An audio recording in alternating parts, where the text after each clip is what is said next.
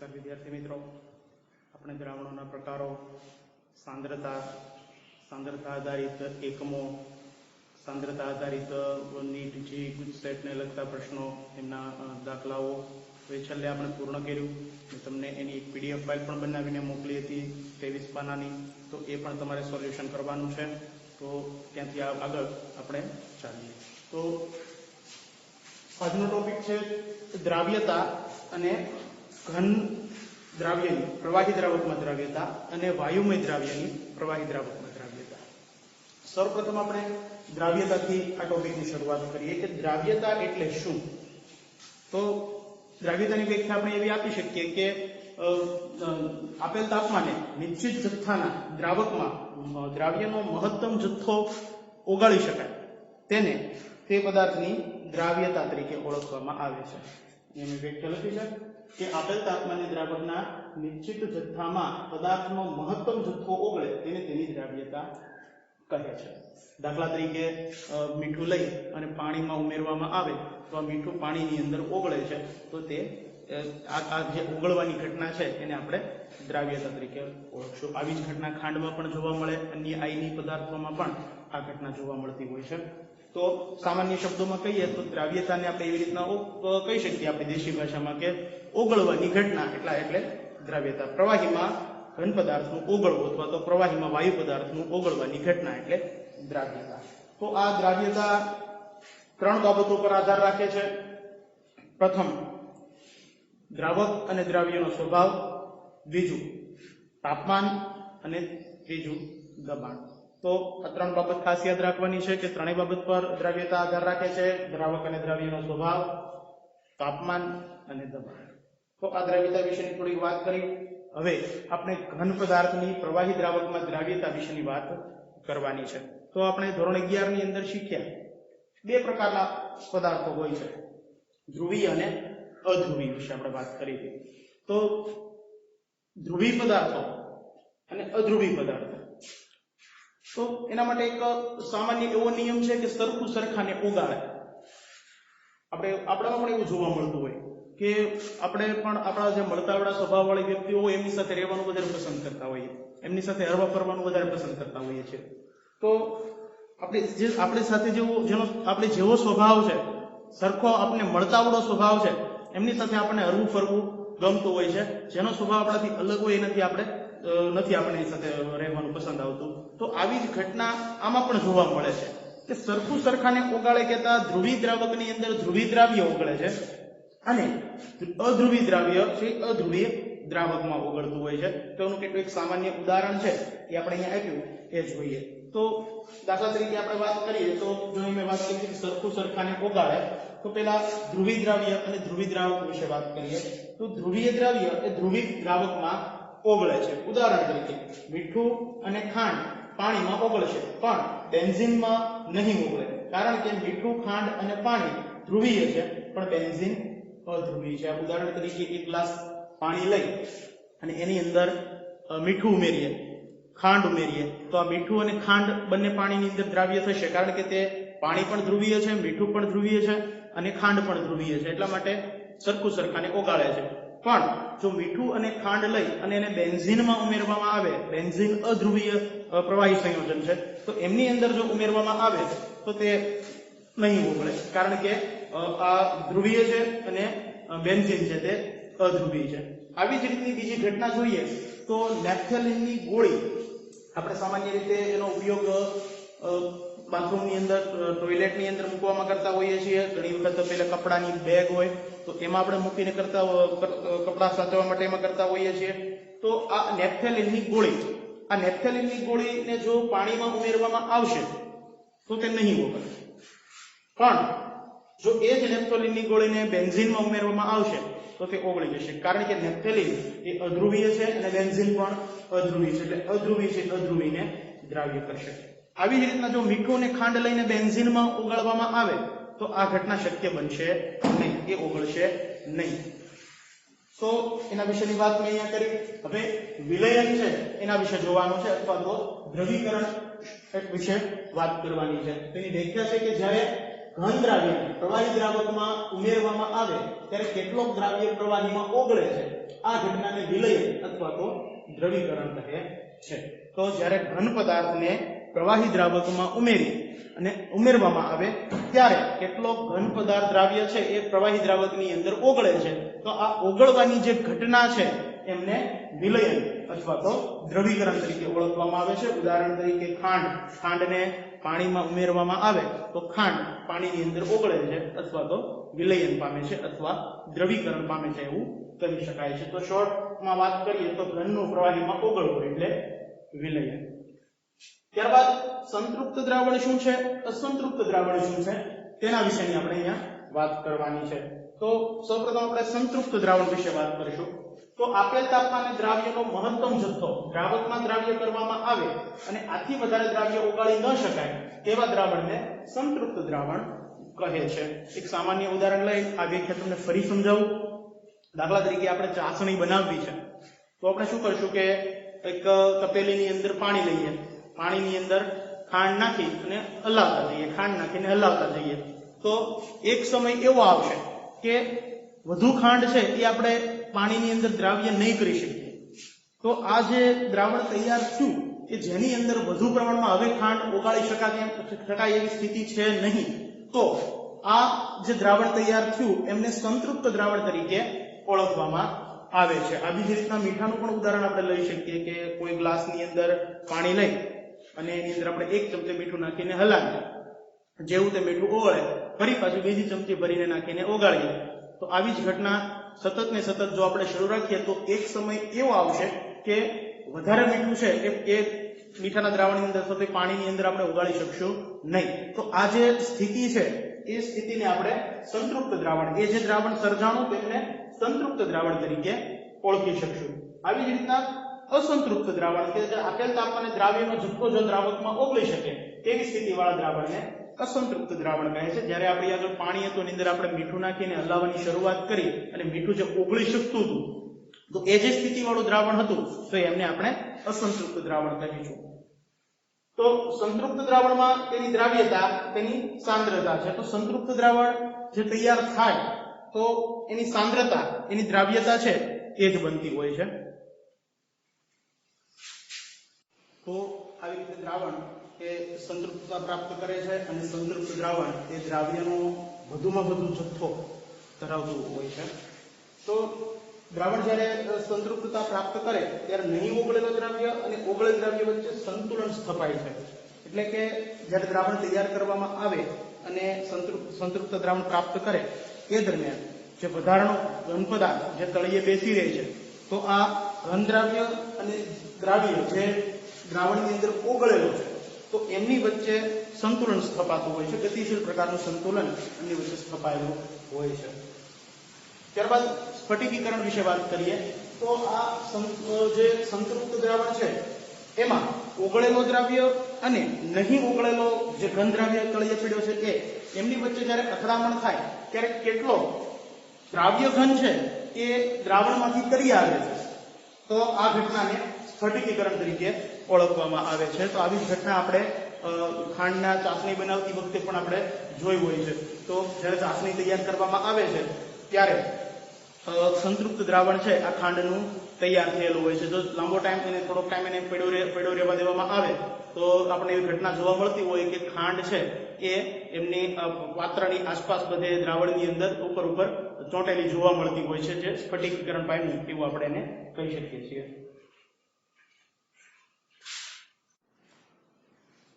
તો હવે આપણે ઘન પદાર્થની પ્રવાહી દ્રાવકમાં દ્રાવ્યતા પર તાપમાન અને દબાણની અસર વિશેનો અભ્યાસ કરવાનો છે। ખૂબ અગત્યના પરિબળો છે। તો સૌપ્રથમ આપણે ઘન દ્રાવ્યની પ્રવાહી દ્રાવકમાં દ્રાવ્યતા પર તાપમાનની અસરનો અભ્યાસ કરીએ।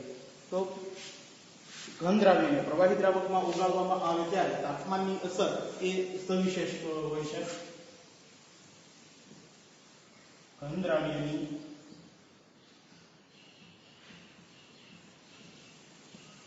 પ્રવાહી દ્રાવકમાં દ્રાવ્યતા પર તાપમાનની અસર સવિશેષ હોય છે।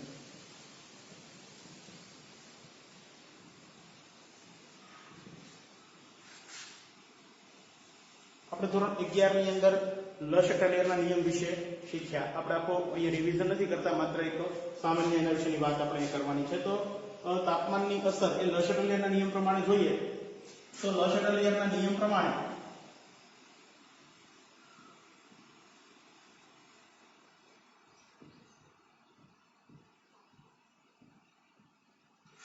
જ્યારે પ્રક્રિયા ઉષ્મા શોષક હશે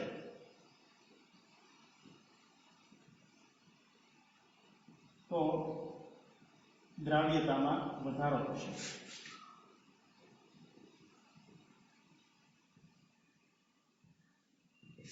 બે પ્રકારની પ્રક્રિયા હોય તાપમાનની દ્રષ્ટિએ, ઉષ્મા શોષક અને ઉષ્મા ક્ષેપક. આપણે ઘન પદાર્થ જે દ્રાવ્ય છે તેને પ્રવાહી દ્રાવકમાં ઓગાળીએ છીએ, એ પ્રક્રિયા જો ઉષ્મા શોષક હશે તો લશટલિયરના નિયમ પ્રમાણે તાપમાનનો વધારો એ દ્રાવ્યતામાં વધારો કરશે. દાખલા તરીકે ખાંડ એને પાણીમાં ઉમેરવામાં આવે તો એ પ્રક્રિયા ઉષ્મા શોષક છે. આ જ ઘટના આપણે જો દાખલા તરીકે ઉદાહરણ લઈએ કે બે તપેલી લઈએ, એમાં બંને તપેલીમાં એક સરખું પાણી ભરીએ, એક તપેલી બંને તપેલીની અંદર એક સરખા જથ્થામાં ખાંડ ઉમેરીએ, એક તપેલીને આમ રહેવા દઈએ અને એક તપેલીને ગેસ પર મૂકીએ અને જોઈએ, અવલોકન કરીએ. તો આપણું અવલોકન એવું કહે છે કે ગેસ પર ચડાવેલી જે તપેલી છે તેમાં ખાંડ ઝડપથી ઓગળશે, એમાં ઝડપથી દ્રાવ્ય થશે. તો આનું કારણ શું? તો આ પ્રક્રિયા ઉષ્મા શોષક હતી અને તાપમાનનો વધારો એ પ્રક્રિયા એ દ્રાવ્યતામાં વધારો કરે છે. આવી જ રીતે જો પ્રક્રિયા ઉષ્માક્ષેપક હશે, એટલે કે રાસાયણિક પ્રક્રિયા દરમિયાન અથવા ભૌતિક પ્રક્રિયા દરમિયાન ઉષ્માનું સર્જન થતું હોય, તો જો પ્રક્રિયા ઉષ્માક્ષેપક હશે તો દ્રાવ્યતામાં ઘટાડો થશે.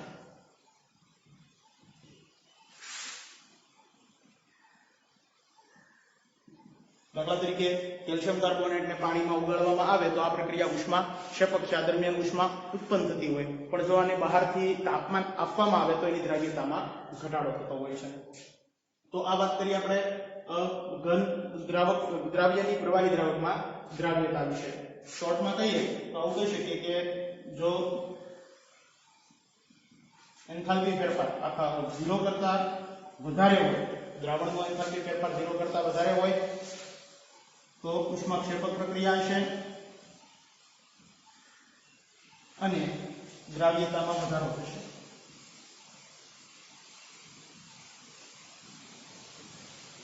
આવી જ રીતે જો દ્રાવણની એન્થાલ્પી નું મૂલ્ય 0 કરતા ઓછું એટલે કે ઋણ હોય તો પ્રક્રિયા ઉષ્મા શોષક હોય. સોરી, ઉલટું થઈ ગયું, અહીંયા ઉષ્મા શોષક આવશે, અહીંયા ઉષ્માક્ષેપક. તો દ્રાવ્યતા ઘટશે. તો આવી રીતના આ ઘન દ્રાવ્યની પ્રવાહી દ્રાવકમાં દ્રાવ્યતા પર તાપમાનની અસર વિશે આપણે વાત કરી. હવે ઘન દ્રાવ્યની પ્રવાહી દ્રાવકમાં દ્રાવ્યતા પર દબાણની અસર વિશેનો અભ્યાસ કરવાનો છે. તો આપણે ધોરણ 11 ની અંદર શીખી ગયા કે ઘન, પ્રવાહી અને વાયુ આ ત્રણેય પર દબાણની શું અસર થાય. તો આપણે શીખી ગયા કે ઘન પદાર્થ એમાં ઘટક કણો એટલા બધા નજીક હોય છે, એમના વચ્ચે ખૂબ જ ન્યૂનતમ અંતર હોવાથી એમના દબાણ આપવાથી એમના ઘટક કણો નજીક નથી આવી શકતા, એટલે આપણે ઘન પદાર્થ પર દબાણની અસર નહીવત હોય છે. પ્રવાહી અને વાયુ આ બંને પર દબાણની અસર થતી હોય છે. અહીંયા દ્રાવ્ય છે એ ઘન હોવાથી દબાણની કોઈ અસર થતી હોતી નથી. તો ઘન દ્રાવ્યની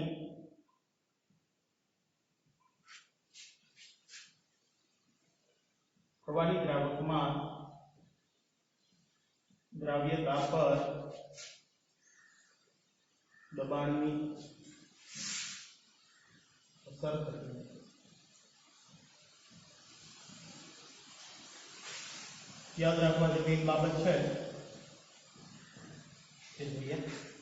તો ઘન પદાર્થ દબાણની અસર જોઈએ આપણે. ઘન, પ્રવાહી અને વાયુ ત્રણેય પર દબાણની શું અસર હોય?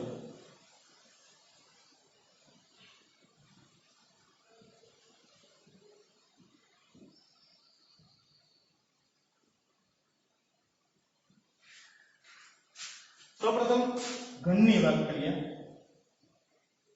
તો ઘન પદાર્થ પર દબાણની અસર નથી થતી.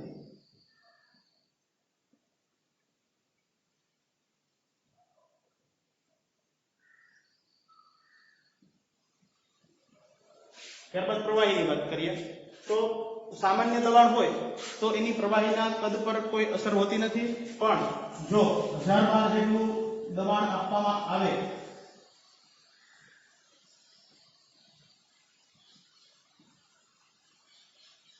તો પ્રવાહીના કદમાં 4% જેટલો ઘટાડો થતો હોય છે. યાદ રાખવાની બાબત છે કે જો પ્રવાહી પર સામાન્ય દબાણની કોઈ અસર થતી નથી, પણ જો પ્રવાહી પર 1000 bar જેટલું દબાણ લાગુ પાડવામાં આવે તો એના કદની અંદર 4% જેટલો ઘટાડો થતો હોય છે.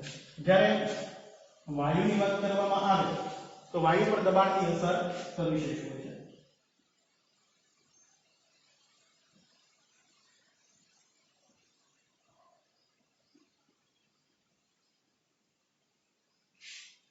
તો અહીંયા દબાણની જે ઘન પ્રવાહી અને વાયુ પર જે કદ આધારિત જે અસર થાય એમના વિશેની વાત કરી. યાદ રાખવાનું છે આપણે તો આ વાયુ પર દબાણની અસર સવિશેષ હોય છે, જે આપણે આગળનો ટોપિક છે એમાં આપણે આ વાત જોઈશું. તો અહીંયા આ ટોપિક પૂર્ણ થાય છે.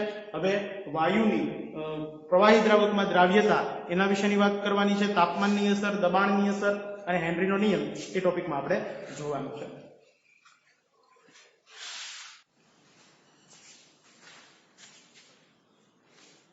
આ ટોપિકની અંદર આપણે વાયુની પ્રવાહીમાં દ્રાવ્યતા વિશે વાત કરવાની છે.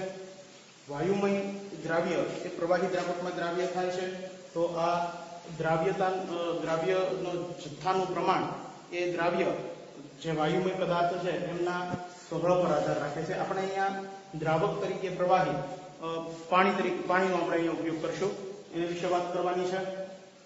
તો સૌપ્રથમ કેટલાક વાયુ વિશે વાત કરીએ કે દાખલા તરીકે ઓક્સિજન.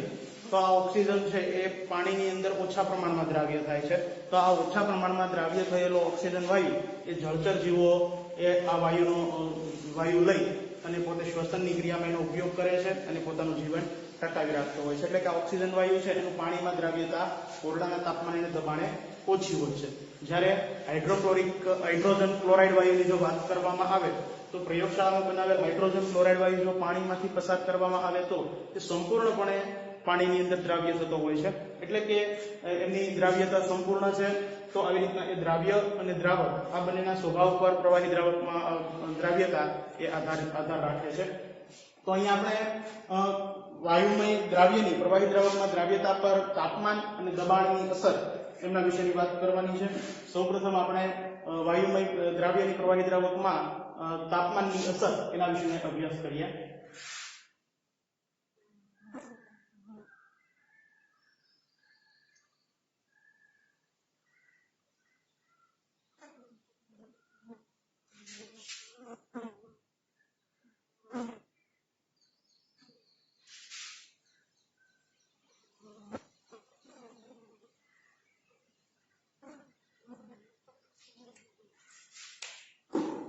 આપણે પેલા સામાન્ય ઉદાહરણથી આ અભ્યાસ આના વિશેની વાત કરીએ.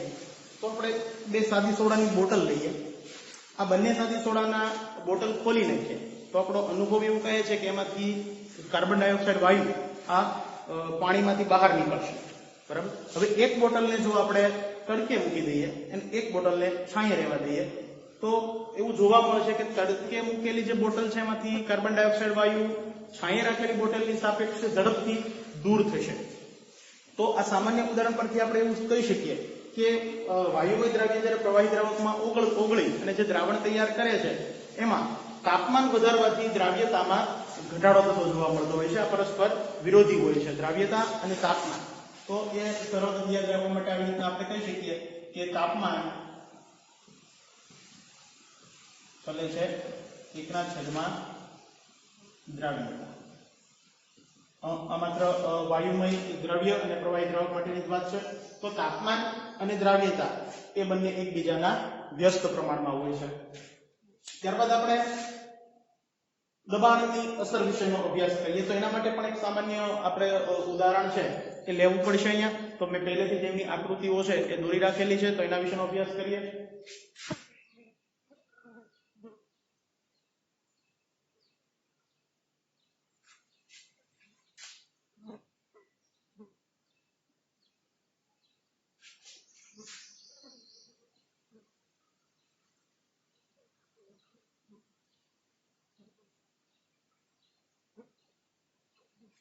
તો વાયુમય દ્રાવ્યની પ્રવાહી દ્રાવકમાં દ્રાવ્યતા પર દબાણની અસર એ પણ સવિશેષ હોય છે, કારણ કે વાયુના ઘટકકણો વચ્ચે ખૂબ જ જગ્યા હોવાથી દબાણ આપવાથી આ ઘટકકણો નજીક આવતા હોવાથી દબાણની અસર સવિશેષ હોય છે. તો આપણે પહેલા એક સામાન્ય ઉદાહરણ લઈ અને દ્રાવ્યતા પર દબાણની શું અસર થાય છે તેનો અભ્યાસ કરીએ.